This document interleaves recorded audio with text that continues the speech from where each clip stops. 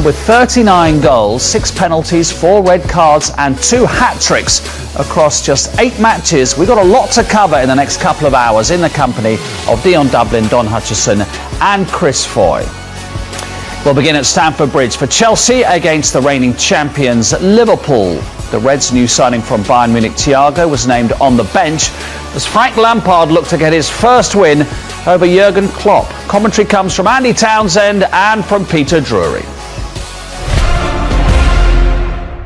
Once the yellow's the first decision, you feel it needs to be absolutely critical that it's a red to make that difference. I'm not sure it was. I'm not going to sit here and complain too much. It's one that I felt could be given or not.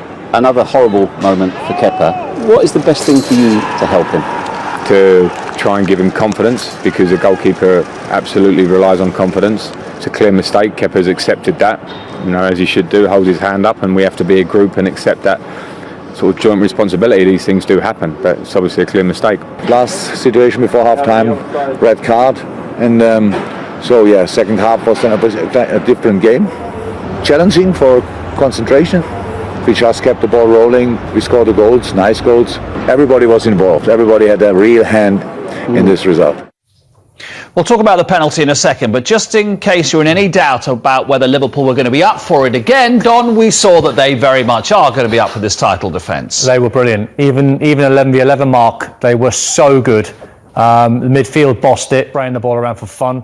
Top end of the pitch, I thought Salah coming off the back of his hat-trick looked really sharp. Mane's just been at a level now where people are starting to ask the question now, is he the best player in the Premier League? Even though we all think it's Kevin De Bruyne, and whatever your opinion is, Mane's certainly pushing him close. And on the day, you analyse it and you go, Liverpool were just far too strong for them. Yeah. And whatever Frank Lampard says, it is a red card, isn't it, Chris? Really?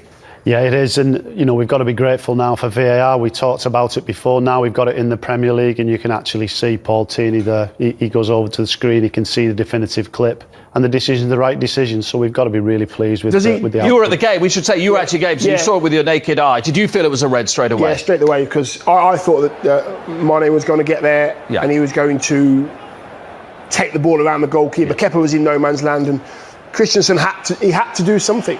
It's one of those harsh professional fouls where Frank Lampard's half thinking, I'm glad he's done that. He's half thinking, I'm glad he's done that, and he might get away with a yellow. I mean, you've got to be smarter than that, though. Look at that. You've got to be streetwise. If you're Andreas Christensen and Mane's come off that run and he's made the diagonal run and he's going through, try and be a little bit cuter. You've rugby tackled him. Yeah. It's. I know Don and I always say this a lot, but when we played the game, when that ball was coming over Mane's shoulder, it was on his way over Mane's shoulder. Now Mane's watching the ball. Christensen's on his left. He's watching the ball. If the goalkeeper shouts "keepers," you're thinking, "Oh no." So that's what goalkeepers have got to get back. If you shout "keepers," we are now thinking, "Do I go for this or do I not?" But even Dion, if you go back to early 80s, 90s, and probably a little bit before that, Italian football, if Mane's making that run and you're Andreas Christensen and you think he's got the run on me, I'm not going to catch him. If you foul him with a little nudge on the halfway line, it's never going to be a red card. So use your nous a little bit, use your brain. The fact that you've allowed it to run off you, mistake number 1, then rugby tackling, mistake number 2, and you're in the game at 0-0 a minute before half time. Was the referee? Who was the referee? Paul Tierney. Paul Tierney, yeah. Paul Tierney. Did he give himself time by giving him a yellow? Yeah. When you give himself an out, that's a lot of people have gone. Actually, he's gone safe there by giving himself a yellow because he knows it'll be overruled if he's wrong. Well, if you look at the footage from where he is, he's what I call got a pencil view. So he's in a line and he can't really see him because the ball has gone long very quickly. It's difficult to make that run. So you're looking at the upper body foul, which you can see, and you can't really see anything. So what he's not going to do, he's not going to think, well, I'll just go red for the heck of it. He's actually thinking, I can only judge on what I see. Okay. And he sees the foul. But obviously, because he then gives him a yellow card. So is he not quite in the right position? Well, I don't know if you can be, Mark, can you? Because it's the long ball, Matt. Yeah. All you can do is just get a little dart to the left or a dart to the right to get an angle. But it's one of those situations that's really difficult. And he makes a decision, he gives that yellow card, but we've got VAR now. So he doesn't know from the position he's in that Mane will definitely get a touch on it, in his view, before Kepa. That's the key thing, isn't it? Because he may have thought from his view, well, I don't know whether it was a 50-50, but you can see from there, Kepa clearly is... By Mane clearly getting to the ball first, Kepa is denying a goal scoring opportunity. I mean, what was good as well, we were actually... That's every time you see it. Terrible. What I will take of what Chris has said, pencil view. Yes, that was good, that wasn't it? Pencil view. That's another one. Pencil view. But that's great for VAR. VAR's got that absolutely right. Absolutely spot on. And that's how it should be used. Yep. And then did you feel watching the game in the second half, right, Liverpool were going to come out now, particularly Thiago came on for Henderson at half-time. I think we're going to see some Liverpool playing now. Absolutely. What happened? It wasn't a brilliant first half, don't get me wrong, there were a couple of chances, but when Liverpool came out, they kind of sprinted onto the pitch and they meant business. They played like the champions. Some of the football, look at this. Bad error from Alonso. Oh, but look at that. Just one touch football. Mane getting across Reece. Look at this, look, bam. That's how you score as a centre forward. You go out the eye line of the defender, can't see him coming, he thinks he's got it, and Mane's there. But the little intricate 1-2s, they did that, and as soon as Thiago came on, he was spraying the ball left and right. Here he is here, look. Do you know there's an unwritten rule, unwritten phrase that Premier League players use? There's no better skill than a 1-2. People see a step over and a Cruyff and a Rabona, they think they're good. But Mane was just so on it. But look where he starts. He gives the ball away. Look where he starts. Look at his fuming. Watch Firmino, points to him, close him down. So they know Kepa's going to take a chance because they know that he's going to be feeding it into their best ball player, which is Jorginho. But how hungry is it to want to win it back after you give it away? I said this, I was working for radio yesterday, and I said this in the commentary. I said, Zuma and Christensen don't want to pass the ball back to Kepa. So nervous of what he'd do, and they cleared it instead of passing it to the keeper. Yeah. And that's why they didn't want to pass it. They don't trust him anymore. You can see it. You have that feeling, Mark. You have that feeling on a pitch, and I won't name names, but you've had that feeling on a pitch where your goalkeeper's maybe out of form, or you don't quite trust him with the ball at his feet. So you don't roll it back. So you just get rid, which creates that little bit of confusion because the manager's telling you to play it from the back. Make sure you play that pass. But if someone's out of form, you're not going to play it back to him 100 times in the game. You're just going to do what you think at that given time is the right thing to do, and it's costing Chelsea. Liverpool were a different level in the second half. The way they passed the ball about, and then Thiago came on and just linked everything up. He's got velvet feet, hasn't he? He was incredible. I've never seen anybody. He really has, hasn't he? Velvet feet. Can you imagine having velvet feet? Yeah. Like those slippers you see. Those slippers you see at Christmas time sometimes. A nice little bit of fur. Bit of fur off the top. Yes. Fake fur, of course, but the fur there. But what he's got, Mark. He takes pictures. He's looking and he's scanning. So I can imagine if when Thiago gets the ball. Now we've seen about 5 pictures, right? So that's the one he chose. Whenever he gets it, look, there's more pictures. He's scanning. He knows he's got Milner. He knows he's got left to Andy Robertson. Now he's looking in the box. Has he got a trick? Leaves midfield player Jorginho for dead. Tries the harder pass towards the far post.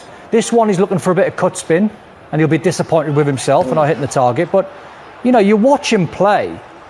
He's just more passes, even though he played half the game than anyone on the Chelsea team. It was 75 last night. It's 74 today. I don't know which pass has been taken away from him. I mean, brilliant. But Chelsea down to 10 men.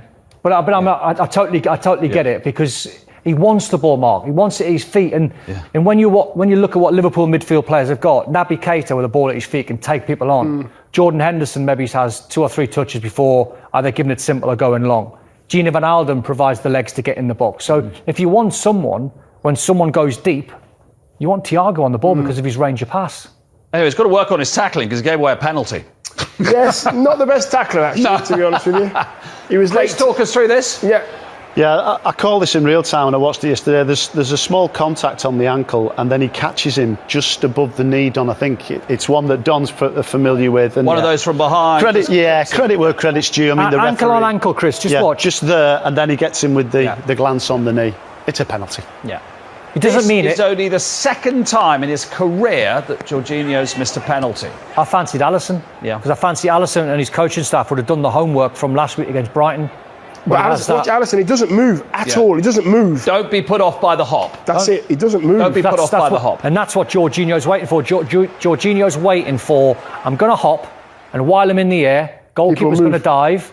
I can slot it right. I can open the ankle, close the ankle and go left. Once the goalkeeper stands still, panic mode, Jorginho. Yeah. Difficult start to the season this for Chelsea. They had to make a change because they had a centre-half sent off. So they sacrificed Kai Havertz in his first home game. There's big issues about the goalkeeper. We think Mendy's coming from Rennes, presumably will go straight into the team. But he's got to obviously sort out his defensive situation, Frank Lampard, and the goalkeeper, and find a place for Havertz in the team as well. Yeah, he'll find a place for Havertz. I don't think finding that place for him is the problem. I think you're absolutely spot on. Defensively, they're not quite right. Zuma's not going to help Chelsea win the title, or Christensen. If you think about the title winners that have won the Premier League, you can name the two centre-halves. And that's what you have to have. You have to be right. A keeper, two centre-halves, and the rest is all luxury. Mind you, Fabinho played brilliantly as centre-half. He was brilliant. Liverpool, He was great. Great player, though. Arguably man of the match. I mean, I know Mane got his brace, but to go from, central midfield, he's played the position before, he's played right back, he does the Fernandinho job, if you like. So once you go back there as a central midfield player, I've done it myself, where you've got the hustle and bustle of the central midfield and everything's, going around you at a million miles an hour, to then go back 20 yards and play as a two, it's that whole picture in front of you. Slightly easier, isn't it? It's a lot easier, because you can see the runs of the centre forwards, you can see the runs of midfield players when they're breaking, and you can track them because you're used to tracking them runs anyway. Listen, it's not as easy as I'm making out, because you'll come up against a Dion Dublin who'll batter you in the air, or a Timo Werner that'll run you down the side. So every time Timo Werner got the ball in the first 45 minutes, 1v1 with Fabinho, the centre half, Fabinho come out on top. He did. Comfortable. Stayed on his feet. It was very, very good.